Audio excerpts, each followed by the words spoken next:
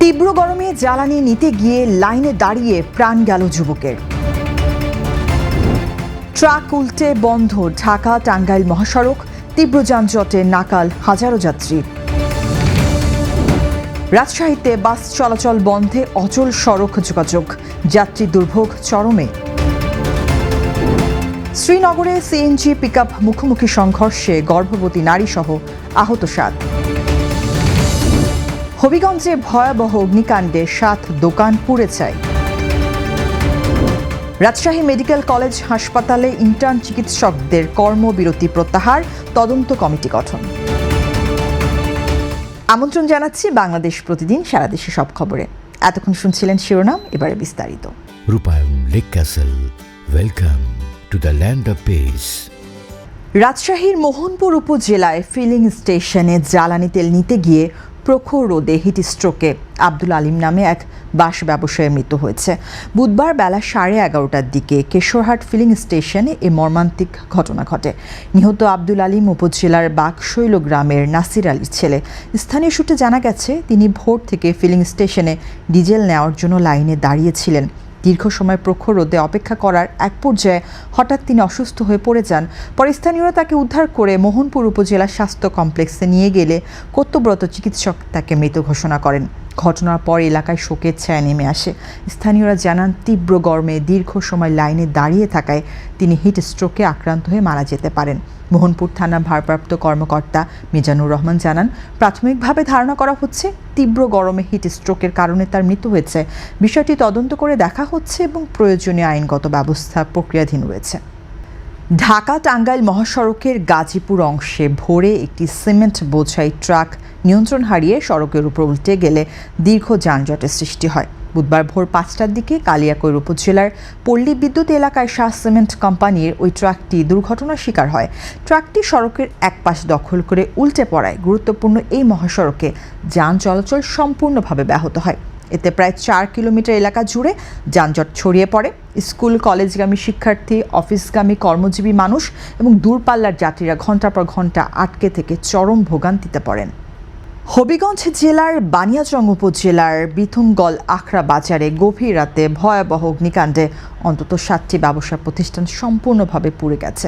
মঙ্গলবার দিবাগত রাত আনুমানিক 2টার দিকে একটি রেস্টুরেন্ট থেকে আগুনের সূত্রপাত ঘটে। স্থানীয়দের ভাষ্যমতে আগুন লাগার কিছুক্ষণের মধ্যেই রেস্টুরেন্টে থাকা গ্যাস সিলিন্ডার বিস্ফোরিত হলে আগুন আশপাশের দোকানগুলোতে দ্রুত ছড়িয়ে পড়ে।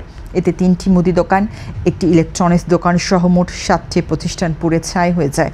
গভীর রাত হওয়ায় এবং আগুন দ্রুত ছড়িয়ে পড়ায় কোনো মালামাল রক্ষা করা সম্ভব হয়নি। প্রায় 2 ঘন্টা চেষ্টার পর আগুন নিয়ন্ত্রণে আনা হলেও ততক্ষণে পুরো বাজারে ব্যাপক ক্ষতি হয়ে যায়।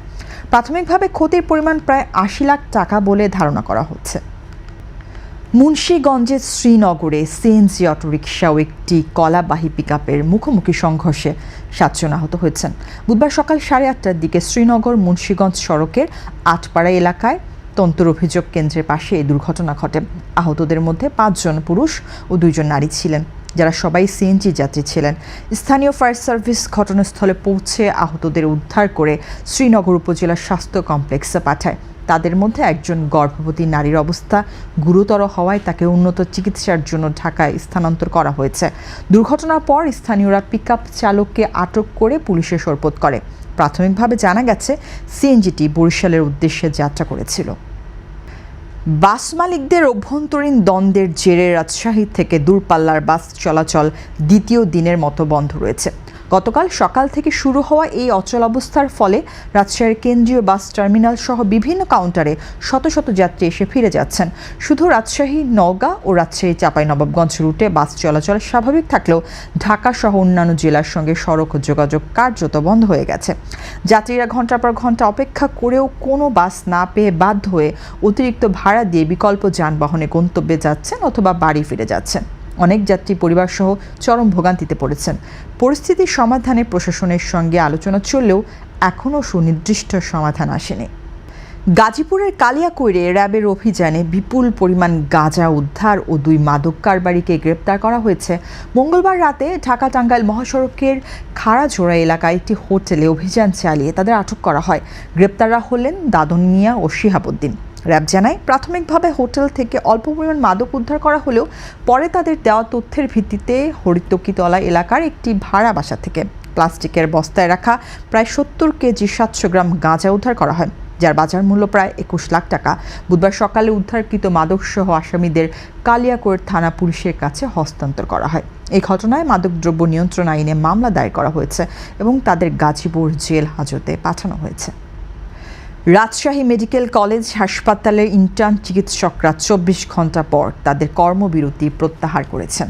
বুধবার সকাল 9:30টায় হাসপাতালের জরুরি বিভাগের ইনচার্জের কক্ষে সংবাদ সম্মেলন করে তারা কর্মবিরতি প্রত্যাহারের ঘোষণা দেন। রোগীর স্বজনদের সঙ্গে অনাকাঙ্ক্ষিত ঘটনার পরিপ্রেক্ষিতে মঙ্গলবার 21 এপ্রিল সকাল 9টায় কর্মবিরতি শুরু করেন তারা। হাসপাতাল কর্তৃপক্ষের সঙ্গে বৈঠকের পর নিরাপত্তা নিশ্চিত করা এবং ইন্টার্ন চিকিৎসকদের হেনস্থার ঘটনায় জড়িতদের বিরুদ্ধে ব্যবস্থা নেওয়ার আশ্বাস পাওয়ার পর তারা কাজে ফেরার সিদ্ধান্ত নেন।